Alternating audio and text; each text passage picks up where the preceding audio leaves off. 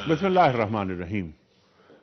इन्नल्लाह व मलाइकतहु युसल्लूना अलन नबी या अय्युहल्लज़ीना आमनू सल्लु अलैहि व सल्लिमू तस्लीमा। अल्लाहुम्मा सल्लि अला मुहम्मद व अला आले मुहम्मद। मोहतरम ख़वातीन व हज़रात, क़याम सुबह में एक बार फिर खुश आमदेद। मैं हूँ आपका मेज़बान अनीक अहमद। आज हफ्ते का दिन है और हफ्ते का दिन होता है सवाल और जवाब का। आप जानते हैं कि आज हम सवालात लेते हैं आपके टेलीफोन लाइंस के ज़रिए, SMS के ज़रिए और ईमेल के ज़रिए, और रखते हैं अपने अहद के एक जय्यद आलिम के सामने, एक मुफ्ती के सामने जो अहद के लम्स से वाकिफ़ हैं। कुरान और सुन्नत की रोशनी में सवालात के जवाबात दिए जाते हैं। ख़वातीन व हज़रात, क़याम सुबह का आगाज़ करते हैं अल्लाह ताला के बाबरकत कलाम से, और ये सआदत मैं हासिल कर रहा हूँ। अऊज़ु बिल्लाहि मिनश शैतानिर रजीम।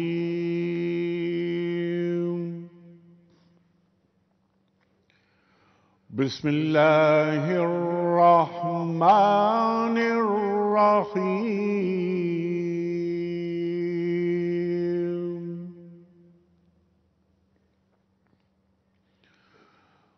फ़स्अलू अहलज़ ज़िक्र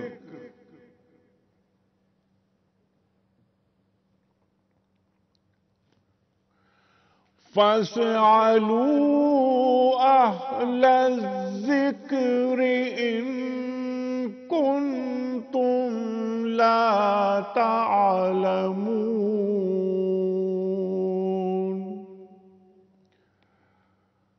सदक़ल्लाहुल अज़ीम। ख़वातीन व हज़रात, अल्लाह ताला इरशाद फरमाता है कि सवाल करो अहले ज़िक्र से अगर तुम नहीं जानते। ये अहले ज़िक्र कौन होते हैं?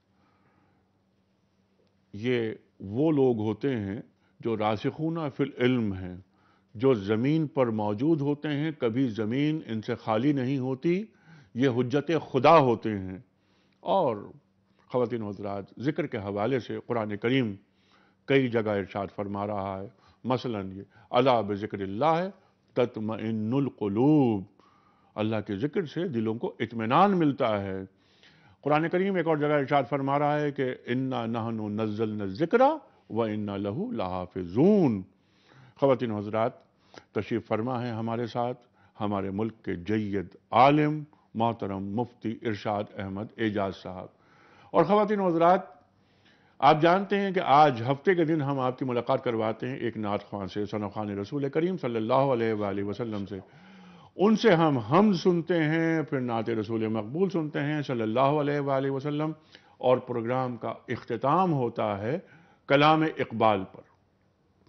आज हम आपकी मुलाकात एक ऐसे नौजवान से करवा रहे हैं कि जिसने हाल ही में A-levels किया और आजकल वो BBA की तालीम हासिल कर रहे हैं। बहुत अच्छा तालीमी रिकॉर्ड, लेकिन दीन से मोहब्बत आपके ईमान का जुज़। ख़वातीन हज़रात, ये बच्चा जब डूब कर नात पढ़ता है, डूब कर हम पढ़ता है और फिर कलाम इक़बाल, तो हमें एक अलग दुनिया में ले जाता है। ये बच्चा, नाम है इनका ज़ीशान मुश्तबा। ख़वातीन हज़रात, ज़ीशान मुश्तबा साहब तशरीफ़ फरमा है। मैं ज़ीशान से गुजारिश करूँगा कि ज़ीशान हम्द बारी ताला से प्रोग्राम का आगाज़ करें। आगाज़ कलाम तिलावत कलाम पाक से हो चुका है। अब हम तारीफ़ उस खुदा की जिसने जहां बनाया। है हश्र का दिन हाजिर दरबार है बंदे, है हश्र का दिन हाजिर दरबार है बंदे, है हश्र का दिल हाजिर दरबार है बंदे, है हश्र का दिल हाजिर दरबार है बंदे। या रब तेरी रहमत के तलब گار ہیں بندے، سبحان اللہ سبحان اللہ یا سبحان رب اللہ سبحان تیری رحمت کے طلبگار ہیں بندے، یا رب تیری رحمت کے طلبگار ہیں بندے۔ ستار ہے غفار ہے تو خالق کل ہے، ستار ہے غفار ہے تو خالق کل ہے، ستار ہے غفار ہے تو خالق کل ہے، ستار ہے غفار ہے تو خالق کل ہے، مایوس ہے معذور ہے لاچار ہے بندے، مایوس ہے معذور ہے لاچار ہے بندے، یا رب تیری رحمت کے طلبگار ہے بندے۔ بندوں کو بھی درکار ہے مولا تیری رحمت، بندوں کو بھی درکار ہے مولا تیری رحمت، بندوں کو بھی درکار ہے مولا تیری رحمت، بندوں کو بھی درکار ہے مولا تیری رحمت، رحمت کو بھی مولا تیری درکار ہے بندے، رحمت کو بھی مولا تیری درکار ہے بندے، مایوس منور ہے تیرے رحم کا طالب، مایوس منور ہے تیرے رحم کا طالب، مایوس منور ہے تیرے رحم کا طالب، ہے حشر کا دل حاضر دربار ہے بندے، ہے حشر کا دل حاضر دربار ہے بندے، یا رب تیری رحمت کے طلبگار ہے بندے، یا رب تیری رحمت کے طلبگار ہے بندے۔ جزاک اللہ جزاک اللہ، سبحان اللہ سبحان اللہ، ذیشان خوش رہیے خوش رہیے۔ خواتین و حضرات، پہلا سوال میں رکھتا ہوں مفتی ارشاد احمد اعجاز صاحب کی خدمت میں، اور یہ سوال بڑا اچھا آیا ہے، ایک بچے کی جانب سے آیا ہے۔ اس بچے نے یہ سوال کیا ہے، نام ہے ان کا محمد انور ساہیوال سے۔ یہ بچہ کہہ رہا ہے کہ مجھے اسلام سے محبت ہے، ماشاءاللہ ماشاءاللہ، اور میں دین کی خدمت کرنا چاہتا ہوں، بتائیے کہ مجھے کیا کرنا چاہیے کہ میں دین کی صحیح معنوں میں خدمت کر سکوں، اور مزید انہوں نے لکھا ہے کہ مزید جو بچے ہم مل کر کیا کر سکتے ہیں وغیرہ وغیرہ۔ مفتی صاحب۔ بسم اللہ الرحمن الرحیم، نحمدہ و نصلی علی رسولہ الکریم۔ سب سے پہلے تو بڑے ایک خوشی کی اور اللہ کے شکر کی بات ہے کہ اس بچے کے دل میں کیا اس بات ہے، مبنی واہ میں واہ خیال ہے، واہ، اللہ تعالیٰ اس کو توفیق دے اور اس کو اس پر قائم رکھے، صحیح دین کی سمجھ اور عمل کی توفیق دے۔ دیکھیے، جہاں تک اس بچے کا سوال ہے، میں سمجھتا ہوں کہ اس کی عمر کے کم ہونے کے ناطے اس کی دو ذمہ داریاں تو سب سے پہلے ہیں۔ ایک ذمہ داری تو یہ ہے کہ یہ دین کا صحیح علم حاصل کرے، چونکہ ظاہر ہے 17 سال کی عمر ہے تو اس نے ابھی 10ویں یا 12ویں جماعت تک پڑھ رکھا ہوگا، تو دین کا صحیح علم حاصل کرے۔ دین کے صحیح علم کے اندر قرآن کا، حدیث کا اور دین کی ضروری مسائل کا علم شامل ہے۔ دوسری بات یہ ہے کہ دین کا جو تصور اخلاق ہے، اخلاقیات، چاہے وہ ہمارے سماجی معاملات میں ہوں، معاشی ہوں، سیاسی رخ پر ہوں، اور جسے ہم کہتے ہیں آج کے دور میں سیوک سینس کے حوالے سے دین کی جو تعلیم ہے اس کے پر خصوصی زور دیں۔ تو دو چیزیں جب اس کے پاس آ جائیں گی تو اب اس کے بعد یہ ہے کہ دین کا عام کرنے کا کیا طریقہ ممکن ہے۔ ایک تو یہ کہ دین کو عام کرنے کے لیے سب سے پہلے میں سمجھتا ہوں آج کے دور کے اندر جو طریقے ہیں کہ یہ بچے، اس طرح کے نوجوان اپنی مختلف اس اپنے علاقے میں محلے میں کچھ کمیٹیاں یا اس قسم کی چیزیں بناتے ہیں جس کے اندر وہ دین کی یا اس حوالے سے مختلف سرگرمیاں انجام دے سکتے ہیں، کچھ محافل کا انعقاد کر سکتے ہیں جس کے اندر بیٹھ کر دین کے مذاکرے ہوں، مسجد کے اندر اس طرح کا کوئی نظم قائم کیا جا سکتا ہے بڑوں کے ساتھ بیٹھ کر کہ بھئی ہمارے ہاں درس قرآن یا درس حدیث ہو، قرآن کے پیغام کو عام کیا جائے، ہمارے محلے کے اندر اس قسم کی چیزیں قائم ہوں جو گھر گھر جا کر ہم لوگوں کو ترغیب دے کے لائیں۔ تو اگر ایک دین کا ماحول جسے کہتے ہیں نا چرچا کرنا، دین کا اگر چرچا کرنے کا تصور ہو، اور جہاں تک اللہ نے حیثیت اور طاقت دی ہے جسمانی طور پہ اپنے فرائض کی ادائیگی کے ساتھ جہاں تک ممکن ہے تو اس چیز کو کیفیت کو پیدا کریں، یہ دین کی سب سے بڑی خدمت ہے۔ یہ ضروری نہیں ہے کہ آپ اگر ایک دور دراز علاقے میں رہتے ہیں یا شہر کے مقابلے میں نسبتاً چھوٹے شہر میں رہتے ہیں تو اب آپ یہ سوچیں جب تک میں بڑے شہر میں نہ ہوں دین کی خدمت نہیں ہو سکتی۔ دین کی خدمت پہاڑ پہ رہ کے بھی ہو سکتی ہے، اور کم از کم دین کی خدمت یہ ہوتی ہے کہ ادعو الی عباد اللہ، کہ اللہ کے بندوں کو پکڑ کر اللہ کی طرف لائیں، اللہ سے تعلق قائم کرائیں، ایک دوسرے کے حقوق کی تلقین سکھائیں، ایک دوسرے کے حقوق کی حفاظت کا سکھائیں، اپنی ذمہ داریوں کا سکھائیں، اور خاص طور پہ آج کے دور میں جو مال کے حوالے سے حقوق کی ادائیگی کے حوالے سے بے اعتدالی ہیں اس کے لیے خاتمے کی کوشش کریں، اور اس کا ایک خاص قسم کا چرچا کریں کہ آپ کے علاقے میں رہنے والا ہر نوجوان، ہر بچہ، اس کی دل میں یہ بات ہو کہ بھئی مجھے اللہ کے پاس حاضر ہو کر جواب دینا ہے، تو جو میری ذمہ داری ہے وہ کم سے کم میں ادا کروں۔ تو اگر اس قسم کا ایک نظام اخلاق نافذ کرنے کی، لوگوں کو اپنے ساتھ شامل کرنے کی کوشش کریں گے تو انشاءاللہ یہ بہت بڑی خدمت ہوگی، اور وہاں موجود جو لوگ ہیں، جو بچے اور ان کے ہم عمر نوجوان ہیں، ان کے ساتھ ان کی تربیت کے ساتھ ساتھ آنے والی نسلوں کا بھی بڑھنے کا امکان ہوگا۔ تو یہ بہت بڑی خدمت ہے۔ کیا اچھی بات ہے، یعنی اپنا ایک ایسا مثالی کردار تخلیق کریں اپنے اندر کہ لوگ دیکھیں اور کہیں دیکھو کہ یہ ہے صحیح مسلمان نوجوان، اور اپنے بچوں کو بھی ملوائیں آپ سے کہ دیکھو تم ایسے بننا۔ تو ایک مثالی کردار کا حامل بنتا ہے آدمی اس وقت کہ جب وہ دینی خصوصیات سے مزین ہو جاتا ہے۔ دوسری چیز جو آپ نے فرمائی بہت عمدہ بات کہ علم حاصل کریں، ہمارے ہر نوجوان کو خواتین و حضرات علم حاصل کرنا ہے، یہ دینی ضرورت ہے تاکہ سبق تسخیر کائنات اس پر عمل ہو۔ جب تک ہم علوم حاصل نہیں کریں گے تب تک ہم جہاں بانی نہیں کر سکتے، ہم دین کو پھیلا نہیں سکتے، دنیا کا کنٹرول اپنے ہاتھ میں نہیں لے سکتے۔ خواتین و حضرات، سرکار دو عالم صلی اللہ علیہ وآلہ وسلم نے صحابہ اکرام کو رضوان اللہ تعالی اجمعین کو دنیا بھر میں روانہ فرمایا کہ علوم حاصل کرو۔ جوں ہم علم حاصل کرتے ہیں، خشیت خداوندی کے ساتھ ساتھ ہم میں دنیا چلانے کے اوصاف پیدا ہو جاتے ہیں۔ مغرب آج جو آگے ہے وہ صرف اس وجہ سے آگے ہے کہ مغرب علوم میں آگے ہے۔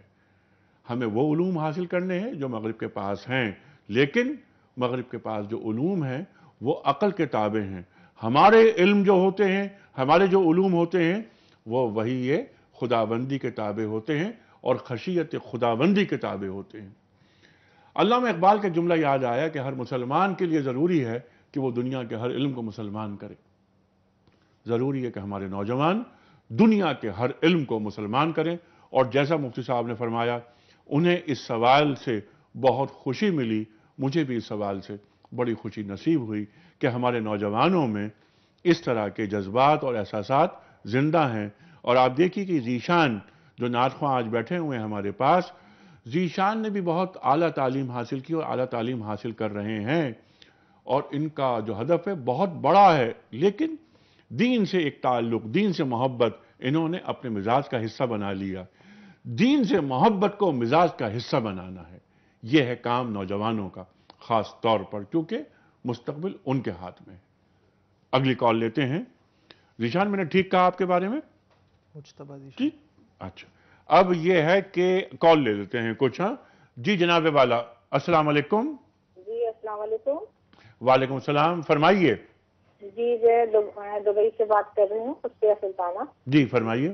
جی تو میرا سوال یہ ہے کہ جو ہم لوگ کاروبار میں کیسے کسی کے کاروبار میں پیسے لگاتے ہیں، جی انویسٹ کرتے ہیں، اور وہاں سے ہم جو مہینہ لیتے ہیں، جیسے بہت سے لوگ تو فکس ڈپازٹ کرواتے ہیں نا۔ جی جی، فکس ڈپازٹ، فکس، ہاں فکس ہوتے ہیں۔ نہیں، ہم کاروبار میں جیسے لگاتے ہیں کسی کی، اچھا کاروبار ہے یہ، ٹھیک ہے۔ کاروبار میں لگاتے ہیں، ہاں اور وہاں سے ہم جو مہینہ لیتے ہیں تو وہ کم ہوتا ہے، کبھی زیادہ ہوتا ہے، تو وہ اچھا، فکس تو نہیں ہوتا نا؟ ہاں ہاں ہاں ہاں ہاں، یہ بڑا اچھا سوال ہے، بہت اہم سوال رکھتے ہیں مفتی صاحب کے سامنے. سوال واضح ہو گیا نا؟ یہ واضح ہو گیا. غالباً یہ کہہ رہی ہیں کہ یہ بہت سارے لوگ کاروبار میں اس طرح پیسہ لگاتے ہیں کہ کوئی کاروباری ان کے جاننے والے دوست احباب یا کوئی رشتہ دار ہیں، ان کو پیسے دے دیے، انہوں نے اپنے کاروبار میں لگایا، جو بھی کاروبار ہے اس سے نفع وہ ادا کرتے ہیں، کبھی کم کبھی زیادہ ہوتا ہے، شرعاً بالکل جائز ہے اور شراکت داری کے اصولوں کے تحت ہوتا ہے. بالکل واضح، بالکل اجازت ہے اور شریعت کے عین مطابق ہے. جی بالکل. ٹھیک ہے، بہت اچھی بات، واضح کر دی آپ نے بات. اچھا، ایک سوال یہ ہے، یہ فروہ صاحبہ ہیں لاہور سے، یہ فرماتی ہیں، سوالات تو اٹھتے ہیں نا ذہنوں میں آتے ہیں لوگوں کے، تو یہ بھی ایک بڑا عجیب سوال ہے، لیکن بہرحال سوال ہے کہ دین نے 2.5% زکوٰۃ مقرر کر دی ہے، دینی حکم ہے، لیکن آج ایک غریب آدمی، یعنی ایک غریب آدمی سے مراد جو صاحب نصاب تو ہے لیکن وہ مالی حیثیت کمزور ہے اس کی، وہ بھی 2.5% زکوٰۃ دے رہا ہے، اور جو ایک سرمایہ دار ہے، ارب پتی آدمی ہے، وہ بھی 2.5% زکوٰۃ دے رہا ہے. کیا عمرہ کے لیے زکوٰۃ کے معاملے میں، زکوٰۃ کی شرح کے تعلق سے کوئی اجتہاد ہو سکتا ہے؟ دیکھیے، اجتہاد اس معاملے میں جو شریعت نے ایک متعین مقدار کی ہے، اس میں اس معنی میں تو اجتہاد نہیں ہو سکتا کہ عمرہ کے لیے غربا سے تو پہلی بات ہے کہ غریب کا لفظ بولنا نہیں چاہیے اگر کسی پہ زکوٰۃ ہے، اس لیے کہ غریب پر تو صاحب زکوٰۃ نصاب، نہیں ہے، صاحب نصاب. تو ایسے اس معنی میں تو کوئی تبدیلی نہیں ہے کہ آپ یہ کہیں کہ غریب آدمی یا وہ آدمی جو کہ تھوڑی کم حیثیت کا ہے وہ 2.5% دے، تو جو امیر آدمی ہے وہ 5% دے، اور جو اور امیر ہے وہ 10%. یہ تبدیلی تو شرعاً نہیں ہو سکتی. ٹھیک ہے. لیکن اس میں کوئی شک نہیں ہے کہ جو وہ لوگ جو اللہ تعالیٰ نے جن کو اغنیا یا اہل ثروت میں شمار رکھا ہے، ان کے لیے قرآن کریم کے وہ احکام کی یسألونک ماذا ينفقون قل العفو، کہ آپ سے پوچھتے ہیں ہم کیا خرچ کریں، تو آپ کہہ دیں جو زائد ہے وہ خرچ کرو. یہ اسی طریقے سے وفی اموالہم حق للسائل والمحروم، کہ ان کے مال میں مانگنے والے کا اور محروم کا حق ہے. وہ سارے احکام متوجہ ہوتے ہیں. زکوٰۃ جو ہے وہ تو ایک متعین فریضہ ہے جس کو ادا نہ کرنے پر گناہ ملے گا، لیکن اللہ سبحانہ و تعالیٰ نے جو صفت بتائی ہے مومنین کی، وہ مما رزقناہم ینفقون، اس سے مراد صرف زکوٰۃ ادا کرنا نہیں ہے، بلکہ اللہ نے اگر حیثیت دی ہے تو زکوٰۃ سے بڑھ کے کرنا. یہی ہمارے ہاں طریقہ رہا ہے، ہمارے جتنے بھی اہل دین اور جو ہمارے ہاں لوگ گزرے ہیں ان کا یہ معمول رہا کہ زکوٰۃ تو کم از کم ہے. میں بعض ایسے بزرگوں کو جانتا ہوں جنہوں نے اپنے پر یہ متعین کر رکھا تھا کہ جتنی بھی ان کے پاس آمدنی آتی تھی، حالانکہ وہ بہت صاحب حیثیت نہیں تھے، اس کا 10% اللہ کی راہ میں دیتے تھے. وہ کہتے تھے 2.5% تو اللہ نے فرض کیا، لیکن میں نے اپنے پر ایک تعین کیا. تو ہر آدمی اپنی حیثیت کے لحاظ سے کرنا چاہیے. البتہ چونکہ زکوٰۃ کا ایک خاص اسلام میں فریضے کا تصور ہے، تو جس طریقے سے نماز ہے، نماز کے اندر ہم تعداد میں اضافہ کسی کی صحت اور کمزوری دیکھ کر کمی بیشی نہیں کر سکتے، اسی طریقے سے زکوٰۃ کے اندر نہیں کر سکتے. دوسری بات یہ ہے کہ 2.5% جو ہے وہ اگر آپ اس کو آپ اس دوسرے ٹرم میں دیکھتے ہیں تو ایک وہ آدمی جس کے پاس 1 کروڑ روپے ہیں تو اس کی زکوٰۃ جب 2.5% کے لحاظ سے دیکھیں گے تو ظاہر ہے کہ مقدار اس کی زیادہ ہوگی. تو فیصدی لحاظ سے مقدار پہ تو فرق پڑتا ہے ضرور. ایک آدمی جس کے پاس 1 لاکھ ہے وہ 2.5% دے رہا ہے، ایک آدمی جس کے پاس کروڑ ہے وہ 2.5% دے رہا ہے. تو کوانٹیٹیولی دیکھیں تو دونوں کی جو آؤٹ پٹ ہے اس میں فرق ہے مقدار کا بھی. تو لیکن یہ بات ایک اپنی جگہ ہے کہ اس طرح کے لوگوں سے مطالبہ شریعت کا زیادہ کا خرچ کرنے کا، اور وہ انفاق فی سبیل اللہ کے تعلق سے قرآن کریم نے جا بجا ارشادات فرمائے ہیں. اور جو آپ نے بات کی یسألونک ماذا ينفقون قل العفو، لوگ پوچھتے ہیں کہ اللہ کی راہ میں کیا خرچ کریں اے نبی کریم صلی اللہ علیہ وآلہ وسلم، تو آپ فرما دیجئے جو ضرورت سے زیادہ. اگر یہ اصول منطبق کر لیا جائے مفتی صاحب آج ہمارے معاشرے میں، تو کیا کوئی غریب مفلس رہ سکتا ہے؟ اگر اس اصول کو صحیح طرح سے منطبق کر کے صحیح تقسیم کر دی جائے تو ہمارے معاشرے میں کوئی شخص بھوکا نہیں رہے گا، اس کی بنیادی ضرورتیں پوری ہو سکتی ہیں. اور زکوٰۃ کی رقم لے کر لوگ گھومتے رہیں گے، زکوٰۃ لینے والا نہیں ملے گا. قل العفو، ضرورت سے زیادہ چیزیں دے دی جائیں. 10 گاڑیاں ایک گھر میں، 10 بنگلے ایک آدمی کے پاس، ضرورت ہے ایک گھر کی، باقی جو گھر وہ امت کے لوگوں کے لیے ہیں. قل العفو جو قرآن تعلیم کر رہا ہے، لیکن اس سے گریزاں ہیں. کال لیتے ہیں پھر جائیں گے بریک کی طرف. سنجیدہ صاحبہ، السلام علیکم. وعلیکم السلام. جی محترمہ، میری طرف سے تمام شرکا کو سلام. آپ کا سلام پہنچا. جی سوال یہ ہے کہ یہ زکوٰۃ اور قرض سے ہی تعلق ہے اس سوال کا.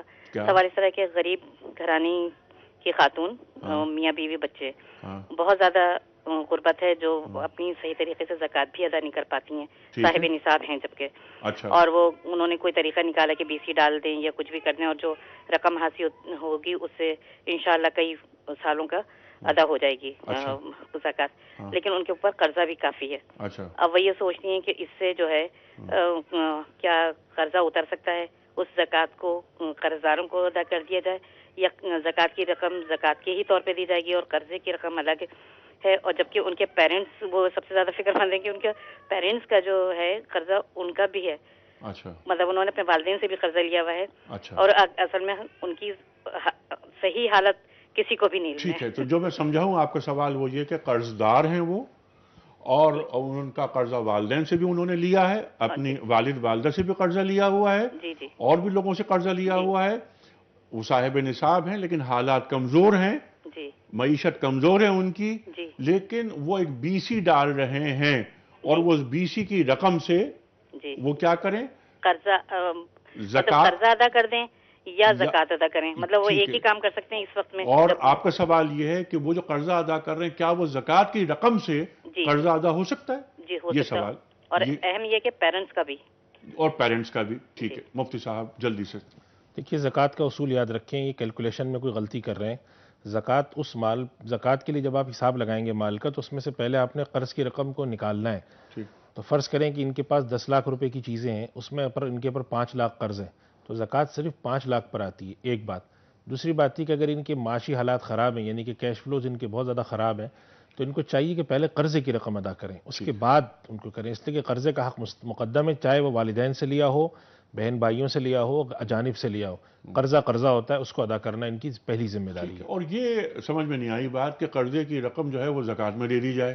یہ قرضے کی رقم زکوٰۃ کی معنی نہیں ہے، غالباً ان کا میرے ذہن میں یہ ہے کہ ان کے پاس کچھ زیور ہوگا اور کیش نہیں ہوگا، تو اب وہ زیور کو اپنے بچوں کے لیے رکھنا چاہتے ہیں، تو عام طور پہ ان لوگوں کے ساتھ مسائل ہوتے ہیں، ٹھیک تو ہے، ان لوگوں کے لیے وہ علماء اکرام نے حل بھی بتائے ہوئے ہیں، کچھ تو اگر یہ کسی سے رابطہ کر لیں، ان کے بچے بچیاں ہیں اگر، تو ان کی ملکیت میں منتقل کر دیں، تو پھر یہ بوجھ بھی نہیں رہے گا، اور اس طرح کے خاندانوں کے لیے وہ بہت چیزیں اچھا۔ بتائیں، تو اگر وہ کسی سے رابطہ کر کے مسئلے کا حل کوشش سمجھنے کی کریں، مسئلہ انشاءاللہ حل ہو جائے گا ان کا، ان ٹھیک کے ہے اوپر بوجھ بھی مفتی نہیں رہے گا۔ صاحب، یہاں ہم لے رہے ہیں بریک، اور خواتین و حضرات سوال جواب کا دن، ہفتے کا دن، پیام صبح میں آپ کے سوالات ہوتے ہیں، علماء کے جوابات، کچھ سوالات ہمارے پاس ای میل کے ذریعے آ رہے ہیں، کچھ SMS کے ذریعے، ہم وہ بھی لیں گے، اور بریک سے واپس آنے کے بعد ہم ذیشان سے قصیدہ بردہ شریف سنیں گے۔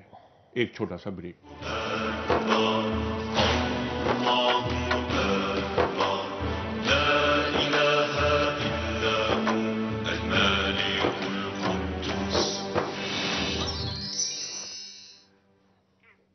ویلکم بیک خواتین و حضرات، پیام صبح میں ایک بار پھر خوش آمدید، تشریف فرما ہے محترم مفتی ارشاد احمد اعجاز صاحب، اور آج جو نوجوان نعت خواں ثنا خوان رسول کریم صلی اللہ علیہ وآلہ وسلم تشریف فرما ہے دنیا ٹی وی کے کراچی اسٹوڈیوز میں، نام ہے ان کا مجتبیٰ ذیشان۔ اسٹوڈنٹ ہیں خواتین و حضرات، یہاں ایک کراچی کے ایک بہت بڑے اسکول سے انہوں نے اے لیولز میں نمایاں نمبروں سے کامیابی حاصل کی، ڈگری کر رہے ہیں، BBA کر رہے ہیں۔ خواتین و حضرات، ایسے نوجوانوں سے مل کر بڑی خوشی ہوتی ہے ہمیں کہ جو دنیاوی تعلیم بھی حاصل کرتے ہیں، دینی تعلیم بھی حاصل کرتے ہیں، اور دین سے محبت کو اپنے مزاج کا حصہ بنا لیتے ہیں۔ ایسے نوجوانوں کو اللہ سلامت رکھے، ہمیشہ ہر نوجوان کو سلامت رکھے۔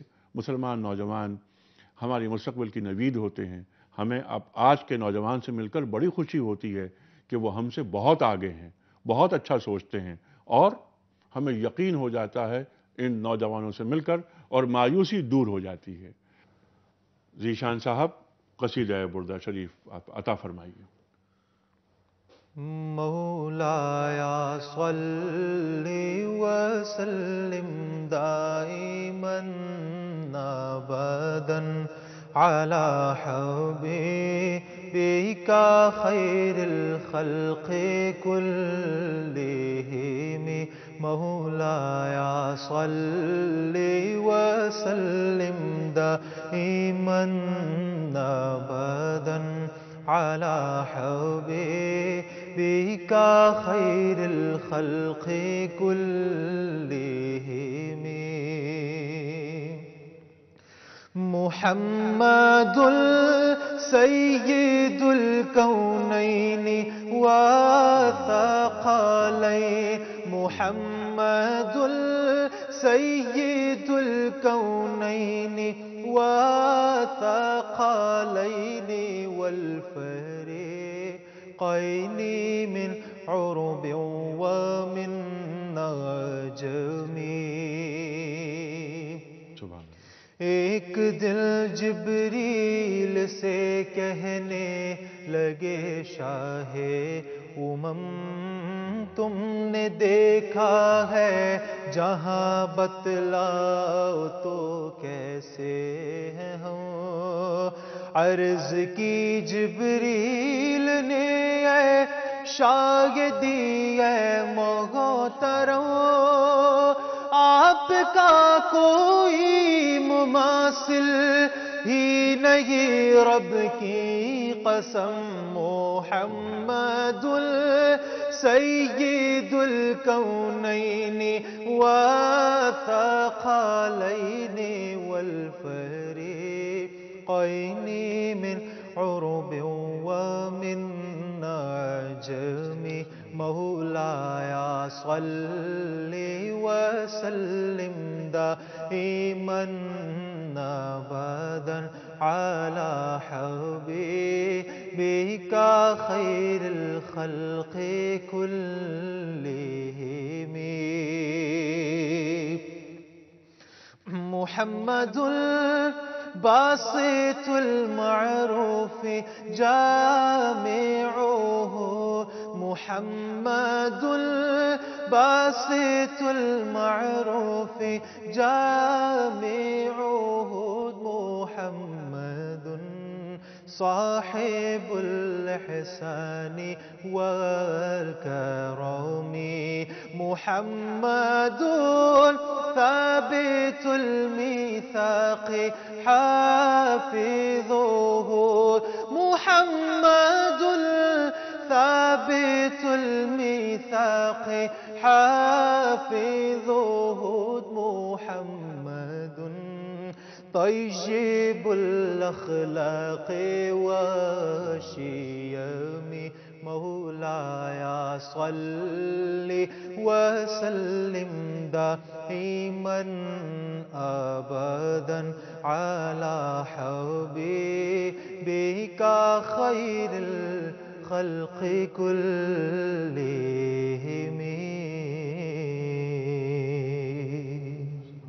جزاک اللہ جزاک اللہ جزاک اللہ. سبحان اللہ سبحان اللہ.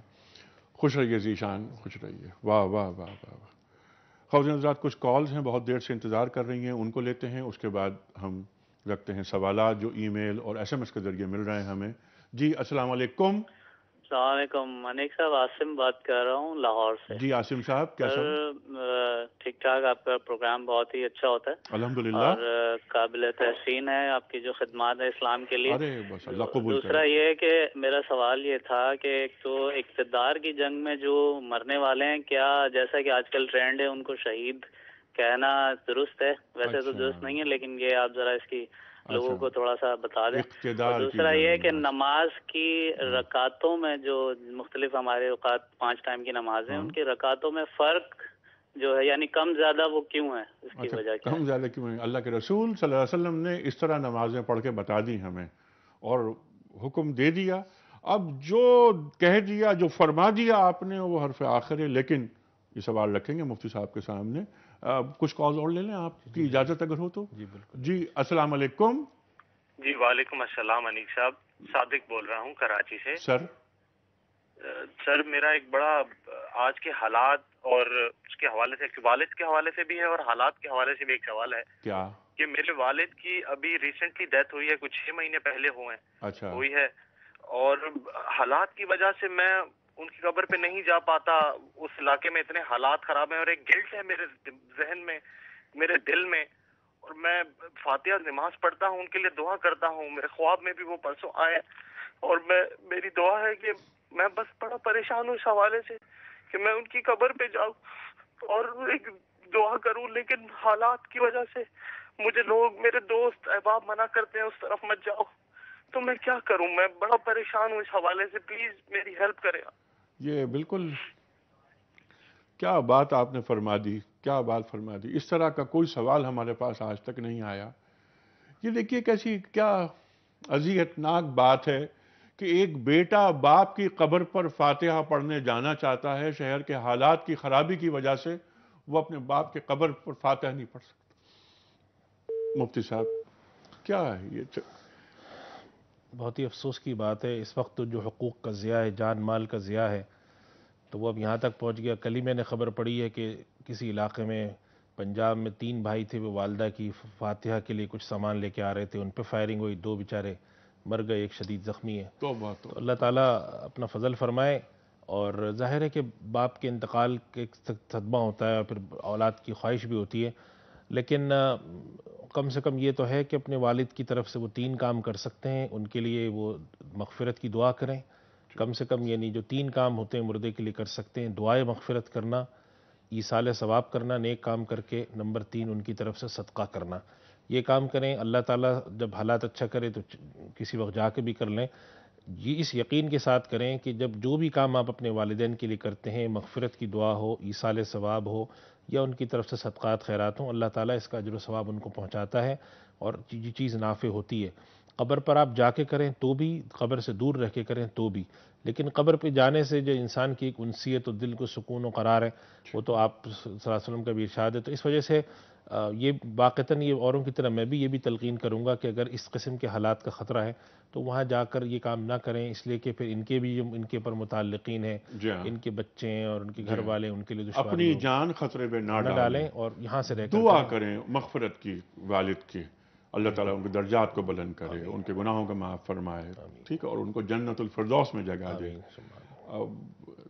دعا کرنے والی اولاد کتنی خوش نصیب ہوتی ہے، اور وہ والدین کتنے خوش نصیب ہوتے ہیں کہ جن کی اولاد ان کے مرنے کے بعد ان کے لیے دعا مانگتی ہے. لیکن یہ دیکھیے شہر کے حالات خراب ہیں. اس پر آدمی دعا ہی کر سکتا ہے کہ جب ان مردوں کے ساتھ یہ ہونے لگے، انسان یہ نہ کر سکے بس اللہ آپ سب کی جان مال عزت. اس کا ذمہ دار کون ہے اور اس پہ باز پرس کس کی ہوگی؟ ان اہل اقتدار کی کہ جن کے پاس یہ عنان حکومت ہے اور وہ بندگان خدا کو قبرستان اور مساجد جانے کی راہ میں رکاوٹ بنے.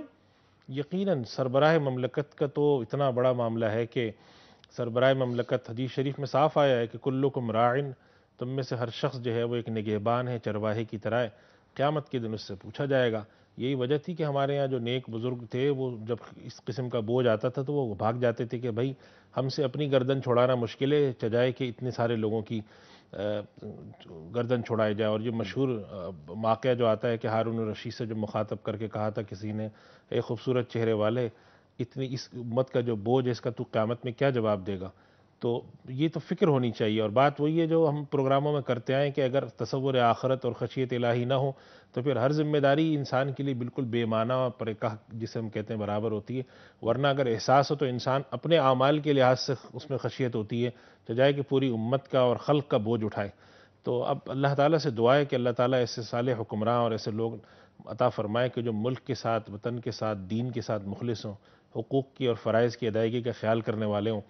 اور کیا کہہ سکتے ہیں اس پر حسرت اور افسوس کے علاوہ؟ اور کیا ہو سکتا ہے؟ یہ عاصم صاحب کا سوال آیا تھا لاہور سے کہ اقتدار کی جنگ میں جو لوگ جان دے دیتے ہیں کیا وہ شہید ہیں؟ دیکھیے، اقتدار کی جنگ تو حقیقی معنوں میں دیکھا جائے تو وہ تو صرف سیاست کو کہتے ہیں ہم. اقتدار کی جنگ میں تو کوئی لڑائی جھگڑا ہونا نہیں چاہیے.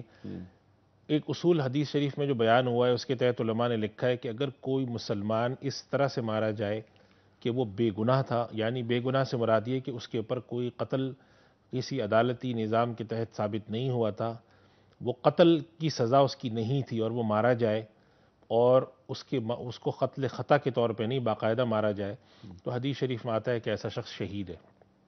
اب یہ ایک الگ بات ہے کہ ہر آدمی ہر سیاسی وابستگی رکھنے والے اپنے لوگوں کو شہید کہتے ہیں. اگر ان میں سے کوئی بے گناہ مارا گیا ہے اور شہید کے احکام اس پہ جاری ہوتے ہیں تو وہ ہوں گے. باقی ایک اور چیز بھی جو میں نے محسوس کی ہے کہ شہید کا لفظ آج کل جو ہے وہ بے گناہ مارے جانے کے یا بے قصور مارے جانے کے لیے بولا جانے لگا ہے، حتیٰ کہ بعض غیر مسلموں کے لیے بھی کہا جاتا ہے کہ وہ شہید ہیں. شہادت کا ایک خاص اسلام میں تصور ہے. اصل شہید وہ ہے جو راہ خدا میں اعلاء کلمت اللہ کے لیے لڑتا ہوا مارا جائے. لیکن رسول اللہ صلی اللہ علیہ وسلم نے امت کے اندر کچھ وہ لوگ جو اس قسم کی طریقے سے مارے جائیں ان کو بھی شہادت کا درجے کے طور پہ رکھا گیا ہے. بس یہ بات یہیں تک ہے. باقی تو بہت سارے لوگ ہیں، بہت ساری باتیں کرتے ہیں. شرن شہید وہ شخص ہے جو بے گناہ شہید کیا جائے، یعنی میدان جنگ کے علاوہ ایک اس شخص کو بھی کہا جاتا ہے جو بے گناہ شہید ہو، یعنی بے گناہ اس کو قتل کیا جائے، اس پر اس کا کوئی جرم نہ ہو اور اس کا جو قتل ہے وہ خطأ نہ ہو بلکہ عمدن ہو. تو ایسے شخص کو شہید کہا جاتا ہے اور اس کے بر شہید کے احکام بھی جاری ہوتے ہیں. ٹھیک ہے. اچھا، اسی بات کو ذرا سا آگے بڑھاتے ہوئے، آگ میں جلنے سے کوئی شخص انتقال کر جاتا ہے وہ بھی شہید ہے؟ اس طرح کی کئی روایت آتی ہیں کہ آگ سے جلنے والے کے بارے میں آتی ہیں، پیٹ کی بیماری والے کے بارے میں آتی ہیں، بعض جو کہنا پرانے مرض ہیں اس کے ذریعے مارے جانے والے کے بارے میں آتی ہیں. میں نے عرض کیا تھا کہ رسول اللہ صلی اللہ علیہ وسلم نے صحابہ سے دریافت کیا کہ تم شہید کسے کہتے ہو؟ انہوں نے کہا یا رسول اللہ جو شخص جنگ میں لڑتا ہوا مارا جائے. تو آپ نے فرمایا اس طرح تو میری امت میں شہداء کی تعداد کم ہو جائے گی. تو پھر آپ صلی اللہ علیہ وسلم نے، چونکہ اللہ تعالیٰ نے آپ کو تو شارع کی حیثیت دی تھی، تو آپ نے کچھ لوگوں کے بارے میں ارشاد فرمایا کہ یہ لوگ شہید ہیں. اس کے بارے میں علماء کی رائے ہے کہ یہ معنوی طور پہ ان کو شہداء کا منصب ملے گا، یعنی اللہ تعالیٰ ان سے قیامت کے دن ان کے گناہ معاف فرما کے ان کو جنت میں داخل کرے گا. اس فہرست میں جی، حاملہ خاتون، پریگننٹ، حاملہ خاتون کا بھی آتا ہے کہ وہ غرس میں مر جائے تو وہ عورت بھی جو ہے اس کو بھی شہادت کا درجہ ہے. تو اس کی کافی فہرست ہے. بعض لوگوں نے اس کو جمع بھی کیا ہے کہ کس کس قسم کے لوگوں کے بارے میں فرمایا گیا ہے. اکثر ان میں سے جو لوگ ہیں وہ معنوی شہید ہیں، لیکن ایک ہوتا ہے جو معنوی طور پہ حقیقی شہید وہ ہوتا ہے کہ وہ جس حالت میں ہو، اگر اسی یعنی اپنے کپڑوں کے ساتھ خون اور اس کے ساتھ بغیر غسل کے اس کو دفن کیا جاتا ہے، تو اس کے اندر ایک تو میدان جنگ کا آدمی ہے وہ ایسے ہی دفن کیا جاتا ہے. لیکن اگر کوئی آدمی بے گناہ مارا جائے تو اس کے پر بھی شہادت کے احکام ہیں. بہت سارے ہمارے ہاں جو علماء اکرام اس طرح سے شہید ہوئے ہیں تو ان کو باقاعدہ اسی طریقے سے بغیر غسل کے ان کو اسی کپڑوں میں رکھا گیا، اور قیامت کے دن حدیث شریف میں آتا ہے کہ ان کو اسی طرح سے اٹھایا جائے گا کہ بھئی وہ اس حالت میں تھے، تو یہی اٹھایا جائے گا کہ یہ تیرے راہ میں بے گناہ شہید ہوئے تھے، ان کا کوئی قصور نہیں تھا سوائے اس کے کہ یہ تیرا نام لیتے تھے. تو یہ چیزیں جو ہیں اس چیز کا ذرا سا ہم دھیان رکھیں. تو اگر کوئی شخص واقعتاً ہے، بھلے وہ سیاسی کسی پارٹی کا ہو، کسی بھی کوئی سیاسی رہنما ہے، لیکن اگر اس کو بے گناہ قتل کیا جاتا ہے اور وہ مسلمان ہے اور اس کو قتل کرنے والے نے اس کو ٹارگٹ کر کے قتل کیا ہے تو اس پر بھی شہید کے احکام جاری ہوں گے. اس لیے کہ ہم تو یہ جانتے ہیں اگر ایک شخص اللہ کا نام لیتا ہے، رسول اللہ صلی اللہ علیہ وسلم پہ ایمان ہے، وہ مسلمان ہے. اب اگر اس کے لیے وہ شخص اور ایک متقی آدمی دونوں مسلمان ہیں، اگر وہ بے گناہ قتل کیا جائے گا تو اس پر بھی شہید کے احکام جاری ہوں گے. اگر بے گناہ قتل کیا جائے گا تو وہ شہید کے احکام اس پر بھی لاگو ہوں گے. ٹھیک ہے. اچھا، یہ جو عاصم صاحب کا ایک سوال یہ بھی تھا کہ نمازوں میں جو رکعتوں کی تعداد ہوتی ہے یہ مختلف کیوں ہے؟ وہ تو آپ نے جواب دے دیا تھا لیکن آپ کا جواب جی میں عرض کرتا ہوں. دین وہ ہے جو اللہ کے رسول صلی اللہ علیہ وسلم نے کیا. ما آتکم الرسول فخذوہ. دین وہ نہیں جو ہم کریں. اگر رسول اللہ صلی اللہ علیہ وسلم نے اگر 2 رکعت پڑھی ہیں تو اس سے ایک چیز زائد کرنا اللہ کی نظر میں مقبول نہیں. بس یہ خلاصہ ہے اس کا. بس یہ خلاصہ ہے اس کا. اچھا، اب آ جاتے ہیں ای میلز کے سوالوں کی جانب. مہر علی صاحب ہے نوڈیرو لاڑکانہ سے. ان کا سوال یہ ہے کہ برتھ کنٹرول یہ خاندانی منصوبہ بندی کا دین میں کیا تصور ہے، کیا یہ جائز ہے؟ ہمارے ہاں خاندانی منصوبہ بندی والے عورتوں کو آپریشن کرانے کا مشورہ دیتے ہیں تاکہ ان کی صحت اچھی رہے، اور آگے وہ لکھتے ہیں کہ اور وہ زیادہ بچے پیدا نہ کریں. یہ کیا فرمائیں اصل میں گے؟ دیکھیے خاندانی منصوبہ بندی کا جو معاملہ ہے وہ اس کے اندر کافی پیچیدگیاں پیدا ہو گئی ہیں. 2-3 میں اس کی بنیادی باتیں عرض کر دوں. بہت ساری جگہوں پہ خاندانی منصوبہ بندی کا جو مقصد ہے، بنیادی طور پہ جو مقصد ہے وہ آبادی کے اضافے کو کنٹرول کرنا ہے. لیکن بسا اوقات خاندانی منصوبہ بندی کا مقصد ماں کی صحت یا اس چیز کے حوالے سے، یا مثال کے طور پہ اولاد کے درمیان مناسب وقفہ، یا کسی علاقے میں یہ بات محسوس کی جاتی ہے کہ اس علاقے میں کسی بیماری کی وجہ سے یا کچھ کیمیاوی اثرات کی وجہ سے معذور یا بالکل ہی جسے کہتے ہیں آنکھیں کسی چیز کے بغیر بچے پیدا ہو رہے ہیں. تو اگر آبادی کے جو کنٹرول کرنے کا مقصد ہے، یہ مقصد کے لحاظ سے منسلک ہے. اگر ایک عورت کے بارے میں یہ اندازہ ہے کہ یہ عورت کے ہاں زیادہ بچے پیدا ہوں گے تو اس عورت کی صحت جواب دے جائے گی، یہ مر جائے گی، یا مثال کے طور پہ کہ اس کے بچے جو پیدا ہوں گے وہ معذور پیدا ہوں گے، تو اس صورت میں علماء کرام نے اجازت دی ہے کہ بھئی اس کی اولاد پیدا کرنے کو روکا جا سکتا ہے، کہ بھئی یا یہ کہ علماء یہ ڈاکٹر کہتے ہیں کہ بھئی بچوں کے درمیان ایک اتنا مناسب وقفہ ہو تاکہ ماں اتنی بدحال نہ ہو کہ وہ بچوں کی تربیت نہ کر سکے، ان سب چیزوں کے لحاظ سے تو ٹھیک ہے۔ لیکن اگر یہ مقصود ہے کہ آبادی کو بڑھنے نہ دیا جائے اس لیے کہ وسائل کا مسئلہ ہے، تو یہ بات آج کے دور میں بالکل روز روشن کی طرح عیاں ہو چکی ہے کہ آبادی کو محرومی کا سبب آبادی کا بڑھنا نہیں ہے، وسائل کے اوپر چند اشخاص کا، افراد کا قابض ہونا۔ وہ مسائل جو معاشی خرابیوں کی وجہ سے پیدا ہوئے ہیں اس کو یہ لوگ ظالم لوگ آبادی سے جوڑ دیتے ہیں۔ آج کے دور میں یہ سوال سب سے اہم ہے کہ اگر آبادی پاکستان کی آدھی بھی ہو جائے تو کیا اس کے اوپر وسائل کی غیر منصفانہ تقسیم سے ان کی حالت اچھی ہو سکتی ہے؟ نہیں ہو سکتی۔ اصل چیز وسائل کی تقسیم، ایکسپلائٹیشن ہے، اس کا استعمال نہ کرنا ہے، اور جو نظام کا پورا دھرم۔ تو اب اس وجہ سے آپ یہ دیکھیں، میں نے ایک دفعہ اس مسئلے پہ تحقیق بھی تھوڑی سی کی تھی کہ وہ سارے مسائل جو کہ اکنامک مس مینجمنٹ کی وجہ سے ہیں اس کو اٹھا کے جوڑ دیتے ہیں آبادی کے ساتھ۔ اور ایک اور بھی ایک اہم بات ہے، پچھلے دنوں میں نے یہ رپورٹ پڑھی ہے کہ وہ ملک خاص طور پہ جیسے چائنا ہے، وہاں پر اس میں کافی برتھ کنٹرول پہ معاملہ ہوا، تو وہاں پر جو ڈیموگرافک چینجز اور وہ آئی ہیں تو بعض علاقے ایسے ہو گئے ہیں، ہندوستان کے اندر بھی بعض علاقے جہاں پہ کنٹرول نہیں تھا لیکن معاشرے میں تھا، لڑکے کی خواہش کہ وہاں پر لڑکے زیادہ ہو گئے ہیں اور لڑکیوں کا تناسب 30% رہ گیا ہے، تو وہاں پر آگے چل کے شادیوں کا کیا ہوگا، کس قسم کی کیفیت پیدا ہوگی؟ بہار میں بھی یہ مسئلہ ہے، چائنا میں۔ تو کہنے کا مقصد یہ ہے کہ اللہ تعالیٰ کے نظام میں جب آپ مداخلت شروع کرتے ہیں اس کے نتائج اتنے خراب اور اتنے زیادہ سنگین ہوتے ہیں کہ پھر اب وہ دوبارہ اس کی طرف لوٹ کے جا رہے ہیں۔ آج وہاں پر یہ گفتگو شروع ہو چکی کہ ہم نے جو یہ 2 کی 3 کی پابندی لگائی تھی یہ ابس لگائی تھی، اگر ہم اکنامک ڈیولپمنٹ پہ اتنا خرچہ کرتے تو شاید زیادہ بہتر ہوتا۔ اور یہ بات جو آپ نے بہت اہم بات فرمائی کہ ہم وسائل کا جو استحصال کر رہے ہیں لوگ، ان کو اگر روک دیں تو ہمارے پاس یہ معاشی وسائل پیدا نہ ہوں۔ قرآن کریم پہ ارشاد فرماتا ہے کہ لا تقتلوا اولادکم خشیۃ املاق نحن نرزقہم وایاکم، ہم اولاد کو کیوں قتل کرتے ہو، کیوں روکتے ہو؟